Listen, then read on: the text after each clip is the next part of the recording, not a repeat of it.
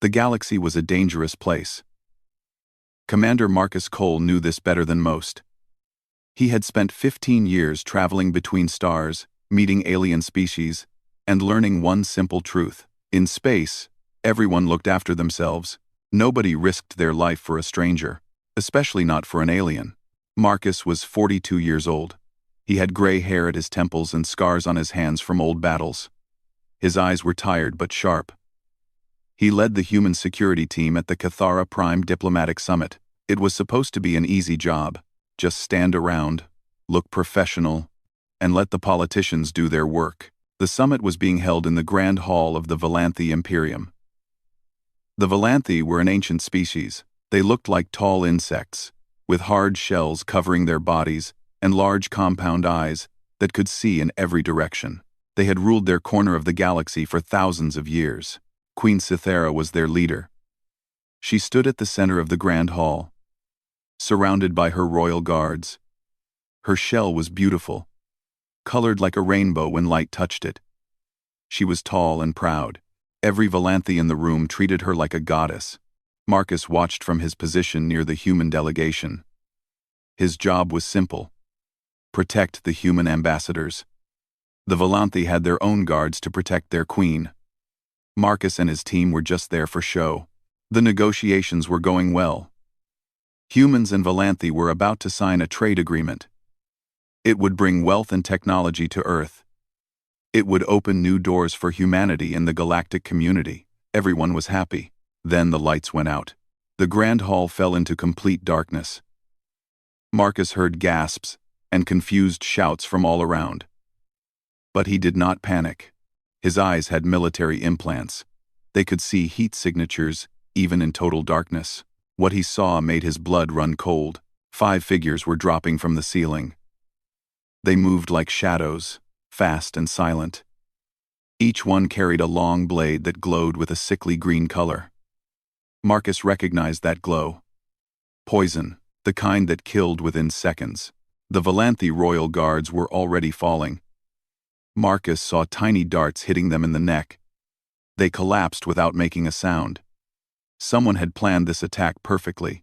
The 5 assassins were heading straight for Queen Cythera. Marcus knew who they were. Scoreth. The most feared killers in the galaxy. They had never failed to complete a contract. When you hired a Scoreth assassin, your target was already dead. It was just a matter of time. Now 5 of them were about to kill the Valanthi queen. Marcus looked around desperately.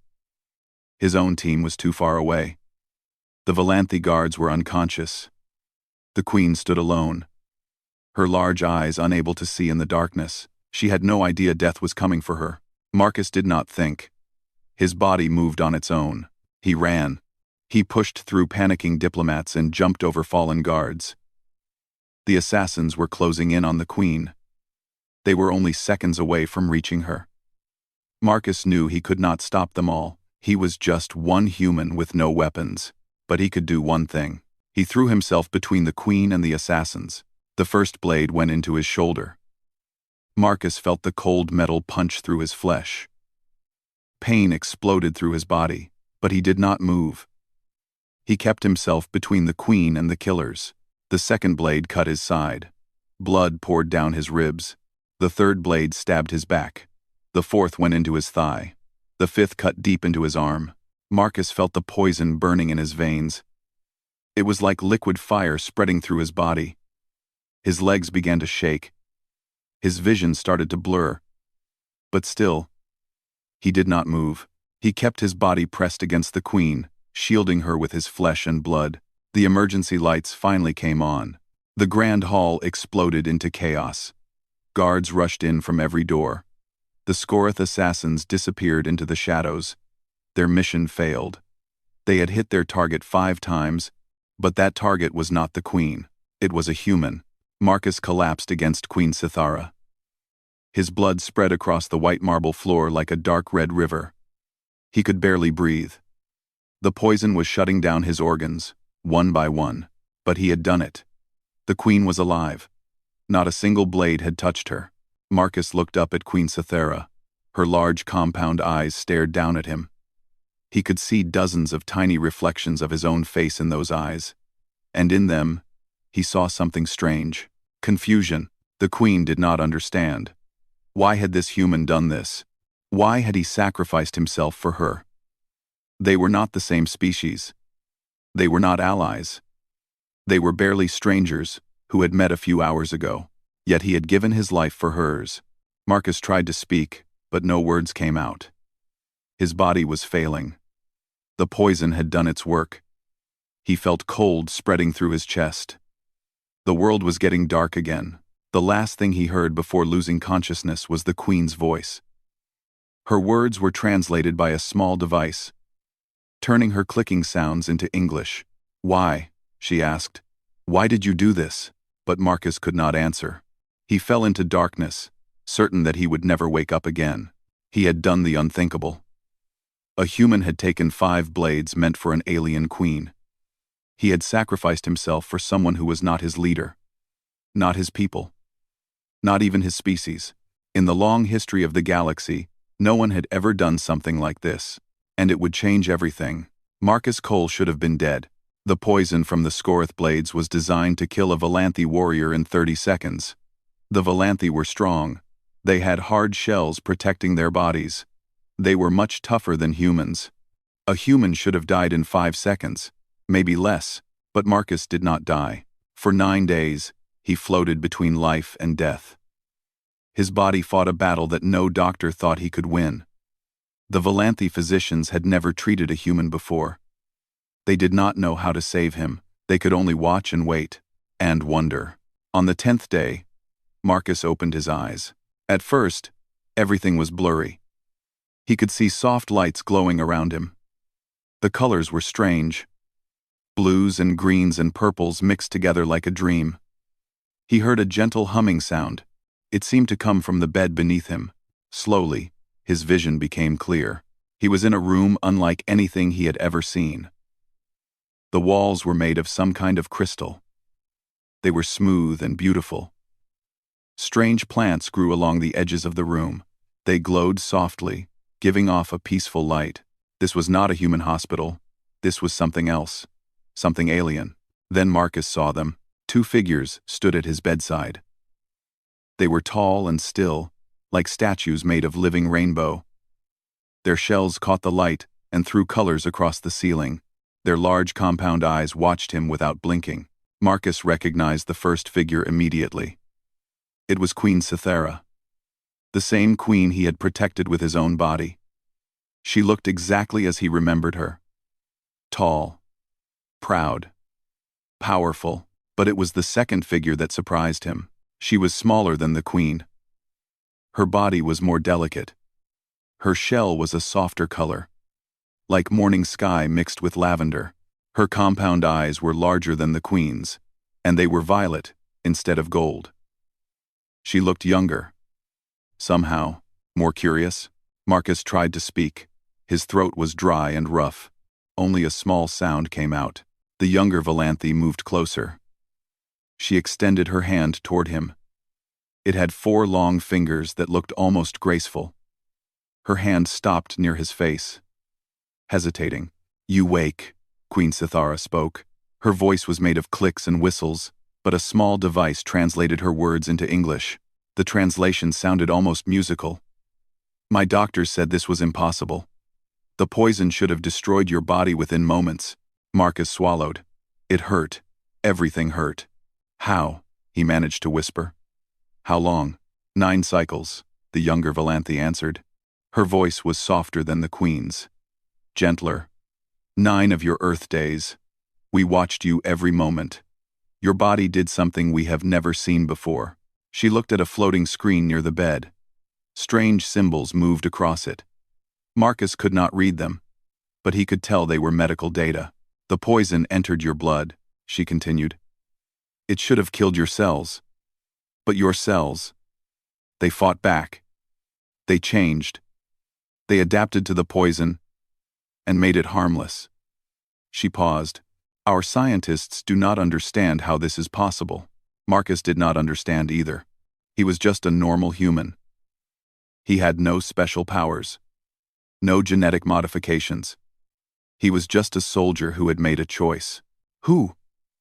He started, then had to stop and catch his breath. Who are you? The younger Valanthe tilted her head. It was a surprisingly human gesture. I am Kythera, she said. Daughter of Queen Cythara, princess of the Valanthe Imperium. Marcus looked between the two of them. A queen and a princess, both standing at his bedside, both watching him like he was the most interesting thing in the galaxy. Why are you here? He asked. Queen Cythara moved forward. Her steps were slow and deliberate. She stopped right next to his bed and looked down at him with her golden eyes. You protected me, she said. You threw your body between me and death. You took 5 blades that were meant for my heart. She paused. Why? It was the same question she had asked before he lost consciousness. Why had he done it? Why had he risked his life for an alien queen? Marcus thought about the question. The truth was simple. Because it was right, he said. His voice was still weak, but his words were clear. You were in danger. I could help, so I helped. Silence filled the room. The queen and princess looked at each other. Something passed between them. A conversation without words. Marcus could not understand it, but he could feel its weight. You are strange, Princess Kythera said finally. We have studied many species in the galaxy. We have met hundreds of different peoples, but we have never met anyone like humans. What do you mean? Marcus asked. Other species protect their own kind. The princess explained. This is natural. This is logical. But humans, she shook her head slowly. Humans protect strangers. Humans sacrifice themselves for people they do not know. This makes no sense to us. Queen Cythara nodded. In Valanthe culture, every action has a purpose. Every gift creates a debt. Nothing is given freely. She looked at Marcus with something like wonder in her eyes. But you gave your life for me, and you wanted nothing in return. Marcus did not know what to say. To him, what he had done was normal. Any good person would have done the same thing. At least, that was what he believed. You have created a problem, Commander Cole, the Queen said. A very big problem. Marcus felt his heart beat faster. What kind of problem? You saved my life, the Queen answered. In our culture, this creates a debt that must be repaid. But you are human. You do not recognize our customs. You do not want payment. She paused. So how do we repay someone who wants nothing? Princess Kythera leaned closer. Her violet eyes seemed to look right through him. We have been discussing this question for 9 days, she said, and we have made a decision. What decision? Marcus asked. The Queen straightened to her full height. She looked like a goddess carved from living crystal. You will stay with us, Commander Cole. You will recover in my palace. You will be given every comfort and honor we can provide. She paused. And when you are healed, we will find a way to repay our debt, no matter how long it takes. Marcus wanted to argue. He wanted to say that he did not need any reward. He had only done what any decent person would do. But looking at these 2 alien queens, he understood something. This was not about him. This was about their culture, their honor, their way of understanding the universe, and somehow, he had become part of it. Okay, he said quietly. I will stay. Princess Kythera smiled. At least, Marcus thought it was a smile. Her mandibles moved in a way that seemed friendly. Good, she said. Because we have many questions about humans, and I think you have many answers. Marcus closed his eyes. He was tired. So very tired. But for the first time since waking up, he felt something other than pain. He felt hope. He did not know what the future would bring, but he knew one thing for certain. His life would never be the same again, and maybe, just maybe, that was a good thing. 3 weeks passed. Marcus grew stronger every day. The Valanthe doctors were amazed by his recovery. They said his body was healing faster than any human should heal. They ran tests and took samples and studied him like he was a miracle. Maybe he was. During these weeks, Marcus learned many things about the Valanthi. He learned about their history, their culture, and their way of seeing the world. Most of all, he learned one very important fact. The Valanthi did not have a word for thank you. This confused Marcus at first. How could an entire civilization not have a way to say thank you? It seemed impossible. Princess Kythera explained it to him during one of her many visits. In our culture, nothing is free, she said. They were sitting in the garden outside his recovery room. Strange flowers bloomed all around them. They smelled like honey and rain. When someone gives you something, it is either a trade or a trap. You must always ask yourself, what do they want in return? But what about kindness? Marcus asked. What about helping someone just because you can? Kythera tilted her head. She did this often when Marcus said something that confused her. This concept does not exist for us, she admitted. When a Valanthi helps another Valanthi, they expect something back. A favor. A payment. A future alliance. Nothing is given without purpose. Marcus shook his head slowly. That sounds lonely. It is practical, Kythera replied. It has kept our empire strong for 10,000 years. She paused and looked at him with her violet eyes. But then you came, a human who gave everything and asked for nothing. You have broken our understanding of how the universe works. Marcus did not know how to respond to that. As the days passed, Marcus noticed that he was becoming famous. Valanthi from all over the palace wanted to see him. They stood outside his room and whispered to each other. They pointed at him when he walked in the gardens. They treated him like he was something special, something impossible. The imperial court was in chaos because of him. Marcus learned this from listening to the servants who brought his food. Different groups of Valanthi were arguing about what his actions meant. Some said that humans were honorable allies who deserved respect. They pointed to Marcus as proof that humanity could be trusted. Others said that Marcus was an exception. One strange human did not represent his entire species. Humans were still young and primitive. They should not be trusted with important alliances. The arguments grew louder every day. But there was another problem. A darker problem. One that Marcus only learned about in his 4th week at the palace. The assassins had not acted alone. Queen Cythera came to his room one evening. Her face was serious. Her golden eyes held no warmth. We have been investigating the attack, she said. The Scoreth assassins are the best in the galaxy. They are also the most expensive. Someone paid them a fortune to kill me. Marcus sat up straighter. Do you know who? We have suspicions, the queen answered. But no proof. The trail goes cold at every turn. Someone powerful is covering their tracks. She paused. Someone who does not want peace between humans and Valanthi. This made Marcus think. The trade agreement between Earth and the Valanthi Imperium would have been historic. It would have made both species stronger. It would have changed the balance of power in the galaxy. Someone did not want that to happen. What can I do to help? Marcus asked. The queen looked at him for a long moment. Something changed in her eyes. A decision being made. You have a different way of thinking, she said. My investigators have been searching for weeks, but they find nothing. Perhaps human eyes can see what Valanthi eyes cannot. From that day forward, Marcus became part of the investigation. It was strange work. Marcus was not a detective. He was a soldier. But he found that his human mind worked differently than the Valanthi minds around him. The Valanthi investigators looked for logical patterns. They searched for evidence that followed clear rules. But the conspiracy was not logical. It was messy and complicated, and full of hidden connections. Marcus saw patterns that the Valanthi missed. He noticed small details that seemed unimportant but were actually clues.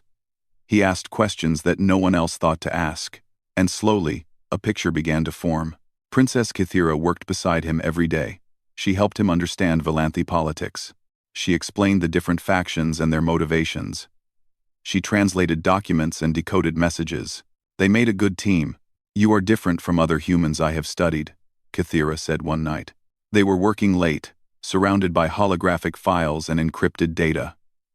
Most humans act without thinking. They follow their emotions. But you balance emotion and logic. You feel deeply, but you also think clearly. Is that a compliment? Marcus asked with a small smile. It is an observation, Kythera replied. But Marcus thought he saw something like warmth in her violet eyes. Their investigation led them down dangerous paths. They discovered that the conspiracy went deeper than anyone had imagined. It was not just about stopping the human-Valanthi alliance. It was about keeping the entire galaxy divided. On the night before they were ready to present their findings, Marcus and Kythera stood on a balcony overlooking the alien city. 2 moons hung in the purple sky. The lights of 1,000,000 buildings sparkled below like fallen stars. Whatever we find tomorrow will change everything, Marcus said quietly. Kythera nodded. Are you afraid? Marcus thought about the question. He had almost died. He was trapped on an alien world, far from home. He was hunting conspirators who would gladly see him dead. Yes, he was afraid, but he was also determined. Fear is just a feeling, he said. It tells you that something matters. It does not tell you to stop. It tells you to be careful while you keep going. Kythera made a soft clicking sound. Marcus had learned that this was how Valanthi expressed surprise. Another human concept that we do not have, she said, using fear as fuel instead of letting it control you. She turned to face him fully. Your species is very young, Commander Cole, but I am beginning to think that youth is not the same as weakness. Marcus smiled. Maybe the galaxy has a lot to learn from us. Perhaps. Kythera agreed. And perhaps we have much to learn from each other. She touched his hand briefly. It was a small gesture. But for a species that did not understand freely given kindness, it meant everything. Tomorrow, they would face the truth together, and nothing would ever be the same again. The transport ship burned in the darkness of space. Marcus stood in the wreckage, his boots crunching on broken metal and shattered glass. Emergency lights flickered red and orange. Smoke filled the air. The smell of death was everywhere. 12 Valanthi diplomats lay dead around him. They had been traveling to Earth. They were going to sign the final papers for the Human-Valanthi Alliance. It should have been a celebration. Instead, it became a massacre. Princess Kythera stood beside Marcus. Her body was trembling. These diplomats had been her friends. She had known them since she was a child. Now they were gone. This was not an accident, she whispered. Her voice was thick with grief and anger. The ship was sabotaged. Marcus nodded slowly. He had already figured this out. The explosion was too precise. Too perfect. Someone had planted a bomb in exactly the right place to kill everyone on board. They are trying to start a war, Marcus said. First they tried to kill your mother. When that failed, they killed these diplomats. They want humans and Valanthi to blame each other. Kythera's violet eyes burned with cold fury. But who? Who would benefit from war between our peoples? This was the question Marcus had been asking himself for weeks. Now, standing in this graveyard of broken metal and dead bodies, he finally knew the answer. We need to go back to the palace, he said. I know who is behind this. The journey back was silent and tense. Marcus spent the time organizing his thoughts. He had gathered evidence from dozens of sources. He had connected patterns that seemed unconnected. He had followed trails that others said were dead ends. And now he had the truth. The Imperial Council gathered in the great throne room. Queen Cythera sat on her crystal throne, her golden eyes scanning the crowd. Hundreds of Valanthi nobles filled the chamber. They whispered and murmured among themselves. Marcus walked to the center of the room. Holographic screens floated around him, ready to display his evidence. His heart was pounding, but his voice was steady. For weeks, I have been investigating the attack on Queen Cythera and the death of your diplomats, he began. I have found the truth, and the truth is more terrible than any of you imagine. The whispers stopped. Every eye focused on the human standing alone in the center of the room. The assassins were Scorith, Marcus continued. But someone hired them. Someone paid them millions of credits to kill your queen. Someone who has been manipulating galactic politics for thousands of years. He touched a control, and a holographic symbol appeared above him.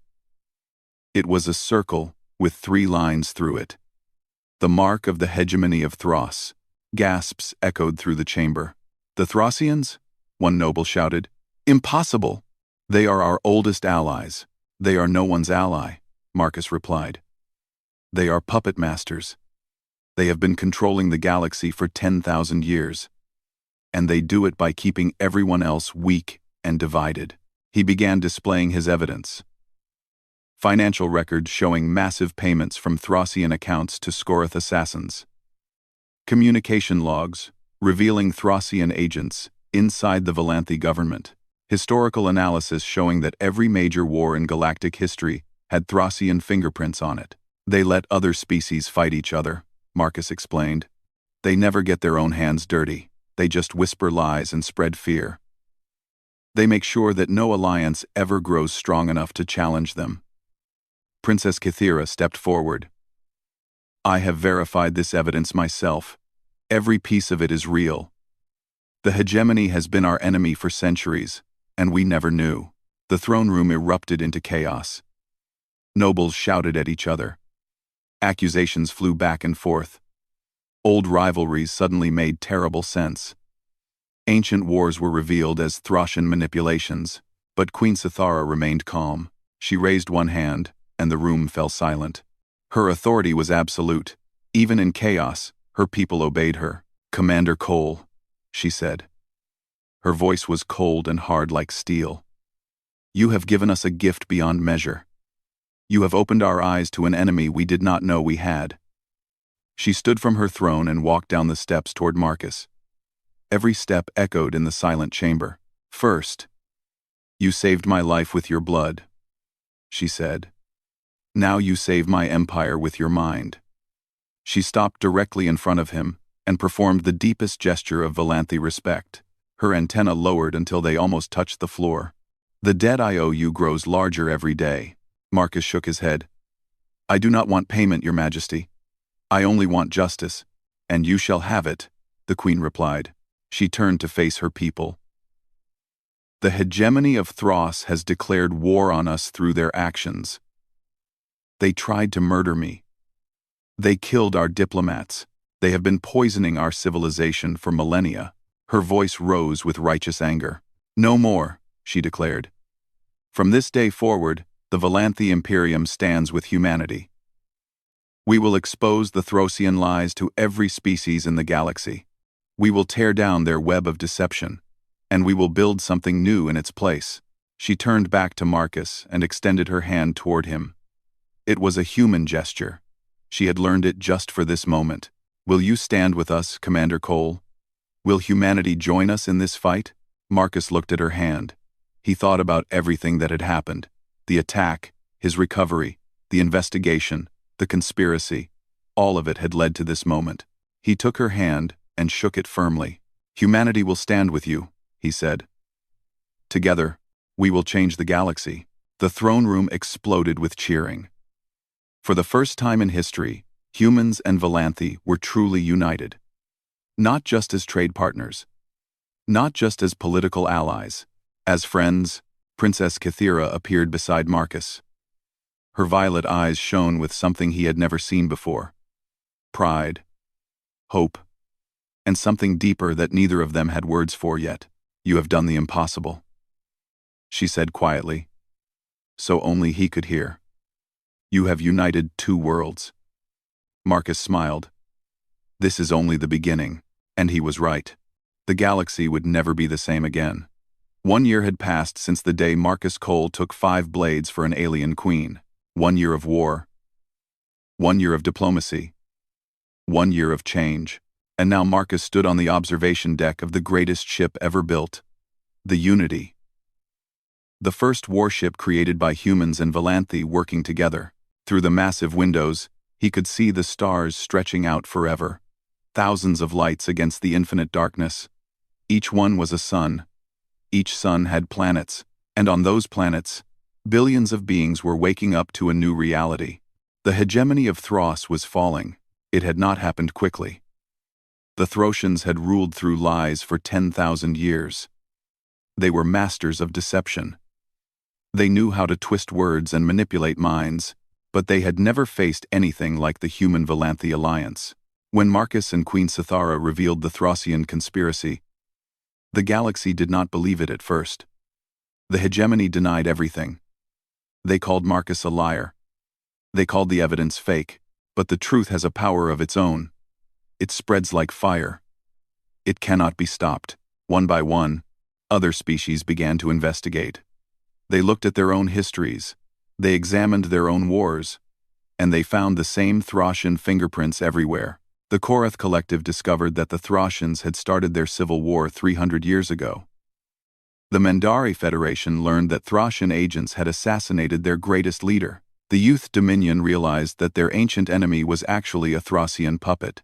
Species that had fought each other for centuries suddenly understood. They had been tricked, manipulated, used as tools to keep the hegemony in power. The anger was immense. Within 6 months, the Throsian Empire began to crumble. Their allies abandoned them.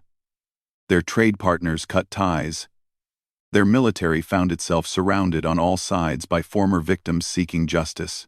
And at the center of this revolution stood humanity, the young species, the newcomers, the ones that everyone had dismissed as primitive and unimportant. Now they were leading the galaxy into a new age. Marcus watched a fleet of ships pass by the window. Human destroyers flew alongside Valanthi cruisers. Korath fighters escorted Mendari transports.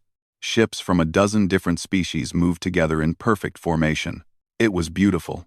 You are thinking deep thoughts again. Marcus turned to see Princess Cythera walking toward him. She moved with grace that still amazed him. Her violet eyes caught the starlight and sparkled like gems. In the past year, she had become more than his ally, more than his friend. She had become something he did not have a word for. Something new. Something that existed only between them. Just remembering, Marcus said. 1 year ago, I was bleeding on a marble floor. I was sure I was going to die. Cythera stopped beside him, close enough that he could feel the warmth of her body. And instead, you started a revolution, she said. There was amusement in her voice, and pride, and something warmer. My mother calls you the human who broke the galaxy. She means it as a compliment. As a... Marcus laughed softly. I did not break anything.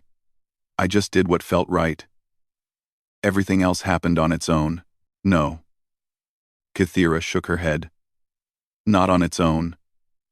It happened because of who you are. Because of what humans are. She turned to face him fully.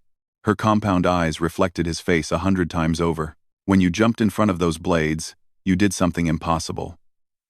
You gave without expecting to receive. You sacrificed without demanding reward. This concept broke our understanding of how the universe works. She reached out and touched his hand.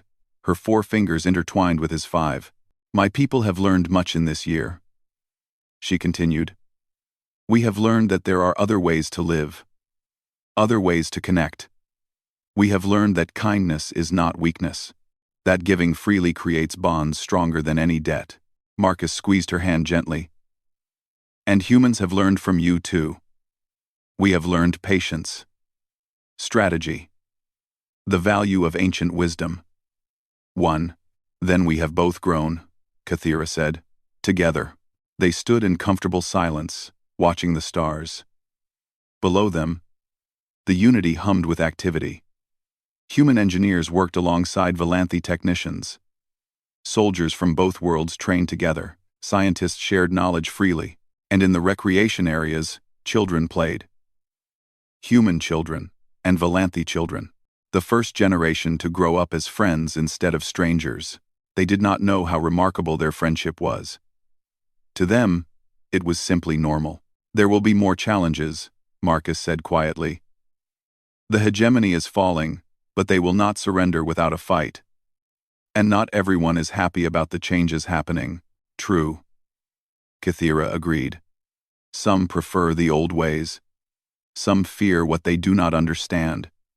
Change is always difficult. But worth it, Marcus added. Yes, Kythera said. Worth it. She turned to face him. Her expression was serious, but soft. The galaxy underestimated your kind, Marcus Cole. They thought your short lives made you weak. They thought your emotions made you foolish. They thought your willingness to die for strangers was madness. She made the Valanthi gesture of deepest respect. Her antenna lowered until they almost touched his chest. They were wrong. Humans are not weak because you die for strangers. You are strong because you are willing to live for them. To fight for them. To build something better for beings you will never meet. Marcus felt his heart swell with emotion. He had never thought of it that way before. We are just doing what feels right, he said simply. Kythera smiled. It was a human expression she had learned just for him. That is exactly what makes you special, she said. And that is why the galaxy needs you. She took his hand again and led him toward the bridge. There was work to be done, battles to fight, alliances to build, a future to create. Marcus walked beside her, ready for whatever came next. 1 year ago, he had been a simple soldier with no special purpose. Now he was part of something greater than himself. Part of a story that would echo through the ages. Part of a revolution that was changing the galaxy forever. And it had all started with one simple choice. To stand between a queen and 5 blades. To give everything and expect nothing. To be human. The end.